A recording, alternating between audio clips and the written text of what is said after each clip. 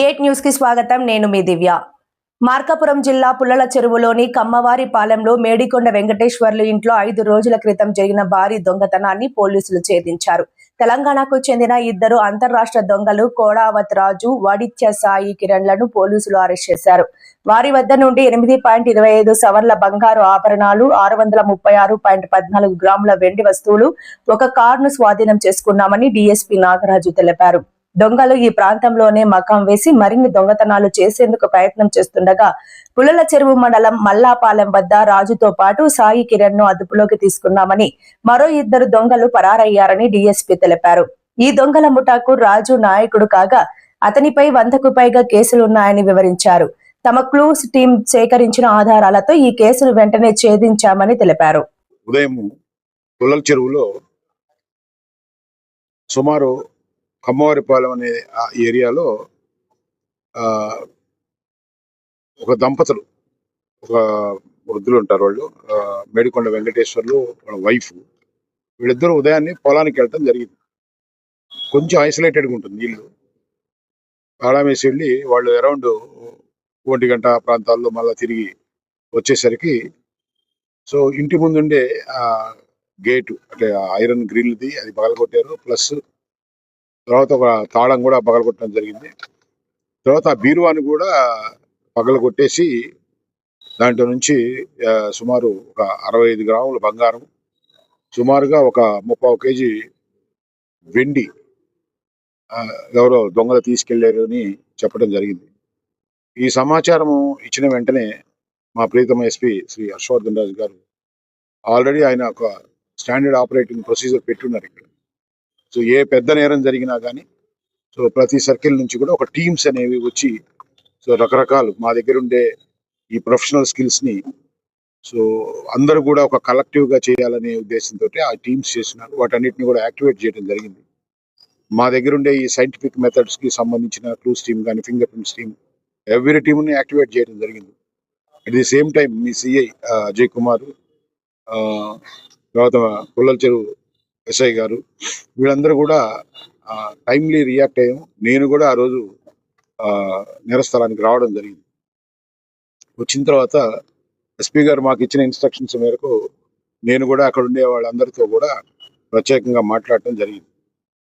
ఆ కేసు యాక్చువల్గా చెప్పాలంటే ఈ కేసుని ఆ రోజు సాయంత్రానికల్లా ఈ నేరం ఎవరు చేసామనేది మేము కనుక్కోగలిగాం. మా ప్రొఫెషనల్ స్కిల్స్ వల్ల, పోలీస్ ప్రొఫెషనల్ స్కిల్స్లో భాగంగా మాకు రకరకాల స్కిల్స్ ఉంటాయి. ఆ స్కిల్స్లో భాగంగా మేము కనుక్కోగలిగాం.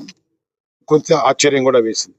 ఎక్కడో హైదరాబాద్లో నుంచి వచ్చి ఒక కారుని ఉపయోగించి ఆ కారులో ఒక 4 వ్యక్తులు వచ్చి ఈ నేరానికి పాల్పడినట్టు జరిగింది. అదే రోజు రాత్రి సో ఆ ముద్దాయిల కోసం పుల్లల చెరువు ఎస్ఐ గారిని మేము ఇమీడియట్గా ఈ ముద్దాయిల్ని ఐడెంటిఫై చేసి ఎక్కడున్నారని ఏందనేది ఆ విషయం అక్కడ వెతకడం జరిగింది. కానీ తమాషా ఏంటంటే వాళ్ళు అక్కడ నుంచి దొరకకుండా సేమ్ మన దగ్గరికి ఇక్కడికే వచ్చి ఇది ఇంకా కొన్ని నేరాలు ఏది ఈజీగా నేరం చేశాము.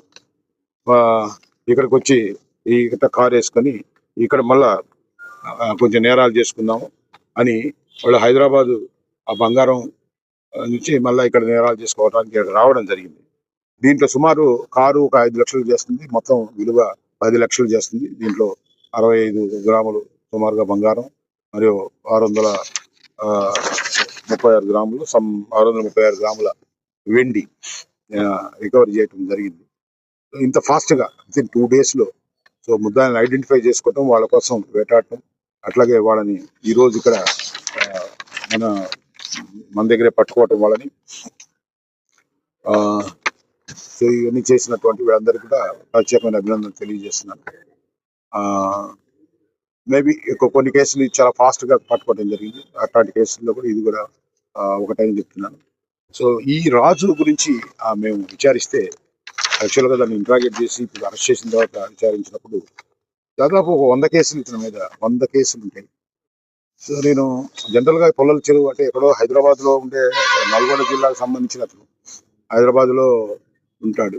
హైదరాబాద్లో ఉండే అతను ఇక్కడ ఈ విధంగా నేరం చేసామంటే అతను ఏదో అక్కడ చుట్టుపక్కలంతా కూడా వెల్ నోన్ నేమ్ కాబట్టి పక్క రాష్ట్రంలో చేస్తే సో గుర్తించడం అంత ప్రొఫెషనల్ స్కిల్స్ తక్కువ ఉంటారు అనుకున్నారు ఆంధ్ర పోలీసు, గుర్తించడం తక్కువ అని చెప్పి ఒక చిన్న మారుమూల గ్రామమైన పుల్లల చెరువు లాంటి ఒక ఏరియాలో ఒక అవుట్స్కట్స్ లో పట్టడం జరిగింది.